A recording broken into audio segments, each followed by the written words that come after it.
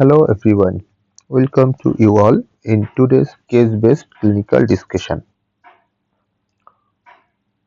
Today's topic is journey of a woman with numbness and pigmentation. At the particulars of the patient, a 40 years normotensive non-diabetic woman with known case of hypothyroidism hailing from Bagherat, Khulna with the complaints of generalized weakness for 3 months, tingling and numbness in lower limb for 2 months and progressive blackening of palm and knuckles for 2 months. So there are three main complaints: generalized weakness, tingling and numbness, and blackening.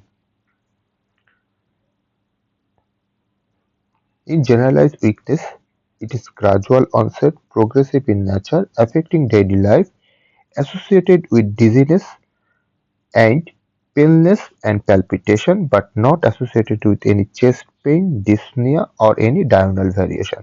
So পেশেন্টের কোনো diurnal variation নাই. That means পেশেন্টের myasthenia gravis is excluded. পেশেন্টের associated আছে paleness and palpitation. That means পেশেন্টের এখানে অ্যানিমিয়ার জন্যই তার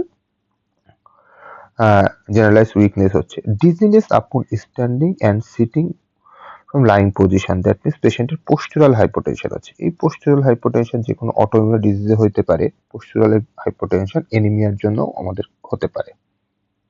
The second complaint is tingling and numbness for 2 months. এটা আমাদের peripheral neuropathy বলছে. It is also insidious in onset, gradually progressive, symmetrical, involves in toes and persistent throughout the day, more at night and during rest. During rest হচ্ছে that means এটা হাঁটার সময় হচ্ছে না বা চলাফেরার সময় হচ্ছে না, অর্থাৎ claudication পেইন নাই, তাহলে এটা peripheral vascular disease না। এখানে বলা হচ্ছে যে দিন রাত সবসময় থাকে but more noticeable at night. তো পেরিফেরাল নিউরোপ্যাথির কারণগুলো যদি দেখা হয় তাহলে হচ্ছে আমরা মনে রাখছি ডিআইজি, এইচএসসি আর ভিএম এই নিমোনিক। ডিআইজি সাহেব HSC. DIG means diabetes mellitus and drugs. Drugs include metronidazole, dapsone, etc. I for infection, it includes leprosy, HIV. G for GBS, HSC, hypothyroidism, SLE. C for CKD and CIDP. RVM, that is rheumatoid arthritis, vitamin deficiency, vitamin B1, B12 and B6 deficiency, and vasculitis. M for malignancy or paraneoplastic syndrome. আমাদের পেশেন্টের ক্ষেত্রে তাহলে anaemia আছে এবং peripheral neuropathy আছে। এটার সাথে পেশেন্টের সিকেডি অথবা ভিটামিন B12 ডেফিসিয়েন্সি বেশি যাচ্ছে। Anaemia with peripheral neuropathy. The third complaint was darkening of skin, that is hyperpigmentation. The causes of hyperpigmentation are A, B, C, D, that is Addison's disease, vitamin deficiency, that is B12 deficiency and B3 deficiency. C for CKD, Cushing syndrome and CLD. D for drugs, that is oral contraceptive pill, amiodarone and another dermatological condition. In our patient, we found that there is characteristic hyperpigmentation. There is moderate pallor and diffuse hyperpigmentation in palmar crease and distal phalanx, and also hyperpigmented in knuckles and dorsal aspect of fingers. In our patient, we also found that tongue is smooth and shiny, and there is some black papules over the dorsum of tongue. So we think that it's a case of vitamin B12 deficiency. The four important causes of vitamin B12 deficiency is dietary, that is strict vegetarian; pernicious anemia, that is autoimmune condition; gastric pathology, that is hypochlorhydria due to long time PPI use or gastrectomy; and small bowel pathology, that is Crohn's disease, bacterial overgrowth, fish tapeworm. The mnemonic for vitamin B12 deficiency, যখনই আমরা vitamin B12 deficiency suspect করব আমরা ডিম খুঁজব।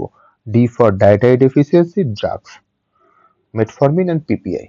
I for intrinsic factor deficiency, that is autoimmune association, pernicious anemia. I for infection, fish tamer, and M for malabsorption, পেশেন্টের কোনো diarrhoea, vomiting এবং malabsorption এর characteristic feature আছে কিনা। আর কনস ডিজিজ এবং আইলিয়ারলি সেকশনের ক্ষেত্রেও এটা হতে পারে।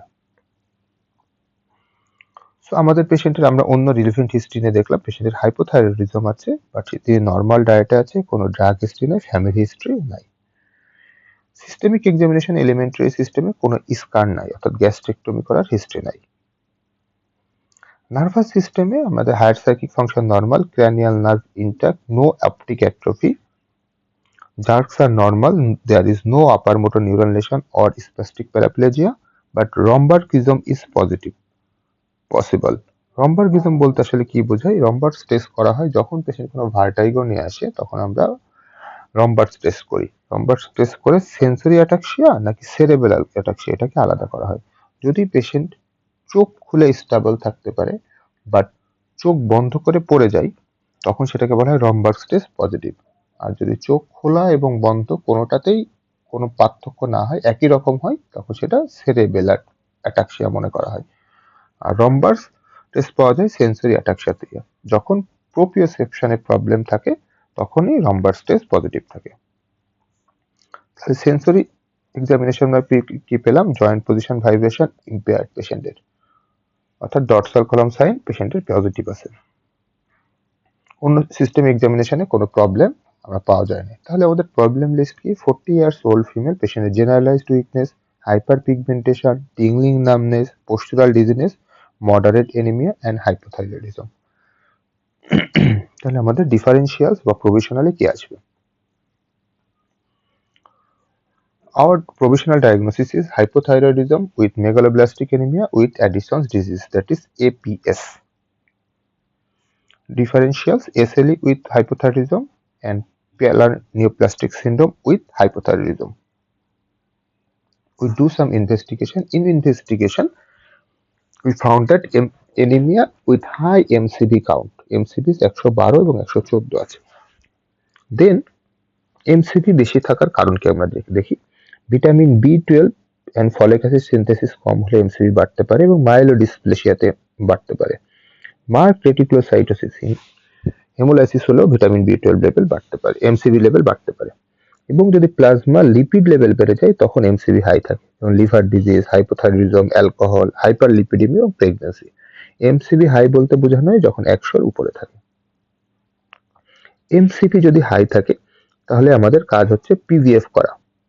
পরের স্টেপ হচ্ছে PVF করা। PVF আমরা কি পেলাম আমাদের পেশেন্টের? ম্যাক্রো ওভালোসাইটস এবং পয়কিলোসাইটোসিস, হাইপার সেগমেন্টেড নিউট্রোফিল। তাহলে দেখুন MCV যদি 100-র উপরে থাকে তাহলে আমাদের হাফ ড্রাগ খুঁজতে হবে। আবারও বলছি half drug. H for hypothyroidism, A for alcohol or any history of abdominal surgery, L for liver disease, F for family history of pernicious anemia and some drugs. Half drug. এরপর আমাদের কাজ হচ্ছে PVF এবং reticulocyte count দেখা। PVF এ যদি hyper segmented neutrophil পাই, দেন আমাদের কাজ হচ্ছে ভিটামিন B12 এবং ফলিক অ্যাসিড লেভেল দেখতে হবে। যদি কম পাই তাহলে ভিটামিন B12 এর কারণ বের করার চেষ্টা করতে হবে। ওকে, আমাদের পেশেন্টে দেখুন আমরা MCV বেশি পেলাম, PVF এ আমাদের বলে দিয়েছিল হাইপার সেগমেন্টেড নিউট্রোফিল। দেন আমাদের কিছু ভিটামিন B12 লেভেল করা আমাদের দায়িত্ব। আমরা ভিটামিন B12 করলাম, এটা দেখলাম কম, দ্যাট মিনস এটা ভিটামিন B12 ডেফিসিয়েন্সির জন্য হয়েছে, বাট ফলিক অ্যাসিড নরমাল।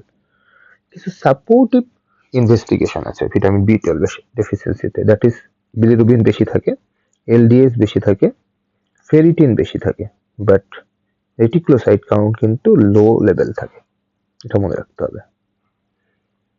দেখুন ব্লাড ফিল্মে কি পাওয়া যায়? পন্ড পাওয়া যায়, পয়কিলোসাইটোসিস আমরা পেয়েছিলাম, ওভাল ম্যাক্রোসাইটোসিস আমাদের PVA বলেছিল, রেড সেল ফ্র্যাগমেন্ট পাওয়া যায় কিন্তু আমাদের ওখানে পাওয়া যায় না। আর N for neutrophil hyper segmentation.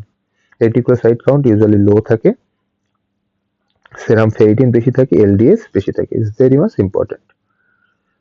তাহলে বায়োকেমিক্যাল ফাইন্ডিংস কি? ইউজুয়ালি বিলিরুবিন বেশি, LDH বেশি, but no reticulocytosis other than haemolytic anaemia. আমরা জানি সকল হেমোলাইটিক অ্যানিমিয়াতে কিন্তু রেটিকুলোসাইট কাউন্ট বেড়ে যায়, বাট ভিটামিন B12 ডেফিসিয়েন্সিতে বাড়ে না, কারণ এখানে হচ্ছে ইন্ট্রামেডুলারি হেমোলাইসিস হয় এবং আয়রন স্টোর বেড়ে যায়। তাহলে মূল জিনিসটা হচ্ছে ডিএনএ সিনথেসিস ডিফেক্ট হওয়ার কারণে অ্যাবনর্মাল প্রিকারসর গুলো বোন ম্যারোতে চলে আসে এবং বোন ম্যারোতে ভেঙে যায়, যার ফলে হাই এলডিএস এবং বিলিরুবিন হয়, কিন্তু রেটিকুলোসাইট কম থাকে কারণ ইন্ট্রামেডুলারি হেমোলাইসিস হচ্ছে। Now find the aetiology of vitamin B12 deficiency. এতক্ষণ আমরা কি করলাম? এমসিভি এবং পিভিএফ এর মাধ্যমে এবং ভিটামিন B12 দেখার মাধ্যমে আমরা ভিটামিন B12 ডেফিসিয়েন্সি কনফার্ম করলাম। এখন ভিটামিন B12 ডেফিসিয়েন্সি কেন হয়েছে? চারটা কারণ আমরা আগেই বলেছিলাম। At first, our duty is check for any autoimmune cause, test for anti-parietal cell antibody এবং anti-intrinsic factor antibody. If positive, it is pernicious anemia. If not positive, then we should go for GI cause, that is Crohn's disease and ileal resection. If not, then we should go for dietary history. If not, then we should go for drugs or parasite. দেখুন, in our patient we found anti-parietal cell antibody positive. That means এটা হচ্ছে pernicious anemia. যখনই আমরা pernicious anemia পাবো, pernicious anemia একটা autoimmune condition, এর সাথে কোনো অ্যাসোসিয়েশন আছে কিনা সেটা খুঁজতে হবে। That is VAG, V for vitiligo, A for Addison's disease, Graves' disease and Hashimoto thyroiditis.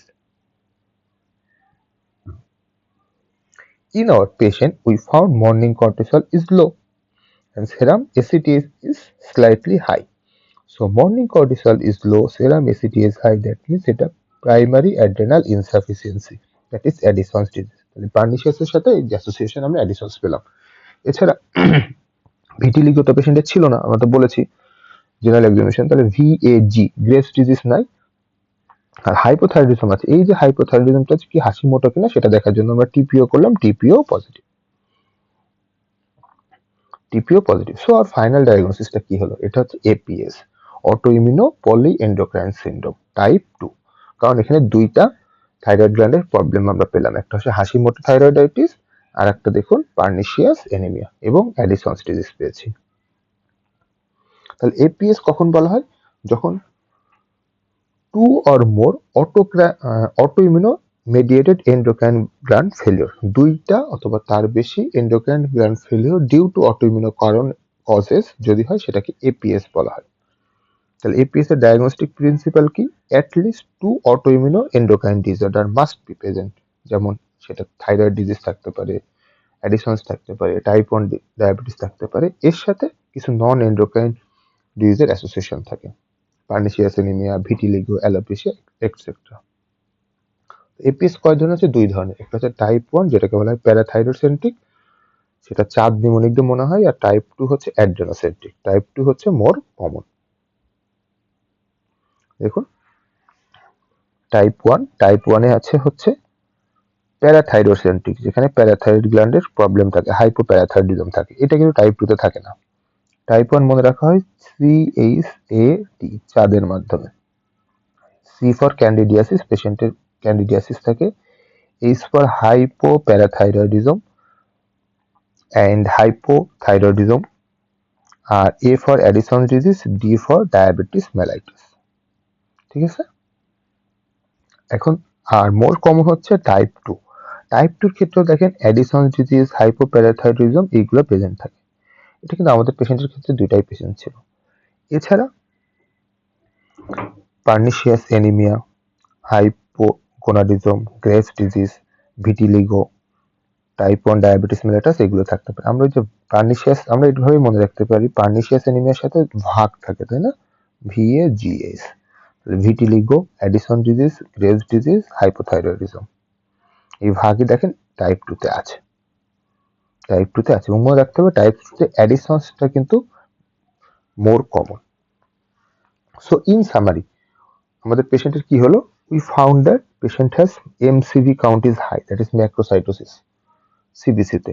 দেন আমরা পিবিএফ এ পেলাম hyper segmented neutrophil on peripheral smear, so it's a case of megaloblastic anemia. Then check for cause, we found vitamin B12 deficiency.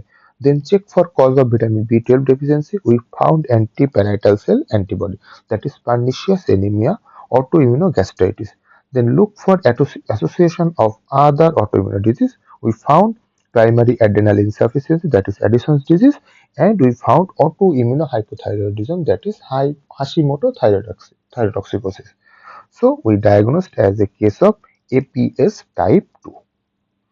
Now, treatment of vitamin B12 deficiency. At first line treatment is IM, hydroxycobalamin.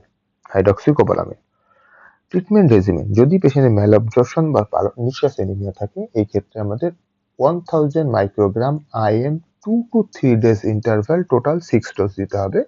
এরপরে life long 3 monthly continue করতে হবে as a maintenance therapy. যদি neurological থাকে তাহলে একদিন পর 1000 microgram একদিন পর দিতে হবে, যতদিন না ইমপ্রুভমেন্ট হয়, দেন মেইনটেন্স দিতে হবে। ডায়েটারিতে ওরাল দিলেই হয়। ফলো আপ কি করব? ফলো আপ হচ্ছে 5 থেকে 7 দিন পরে রেটিকুলোসাইট কাউন্ট বাড়বে এবং 1 সপ্তাহ পর সিবিসি উইথ রেটিকুলোসাইট করব। সিবিসি দেখব হিমোগ্লোবিন 1 বেড়ে গেছে বা রেটিকুলোসাইট ইমপ্রুভ হয়েছে। তবে মনে রাখতে হবে এই সময়ে পেশেন্টের কিন্তু পটাশিয়াম লেভেল কমে যেতে পারে এবং আয়রনের বেশি ইউজ হওয়ার জন্য আয়রন ডেফিসিয়েন্সি অ্যানিমিয়া হতে পারে, তখন আয়রন দেওয়া লাগতে পারে। তাহলে আমাদের ফলো আপ টেস্ট কি হবে? CBC with reticulocyte count, serum electrolyte and iron profile. Prognosis কেমন? সেন্সরি নিউরোপ্যাথি ইমপ্রুভ করতে 6 থেকে 12 মাস লেগে যায়। অনেক সময় লং স্ট্যান্ডিং ক্ষেত্রে it may be irreversible. This is all for today. Thank you very much.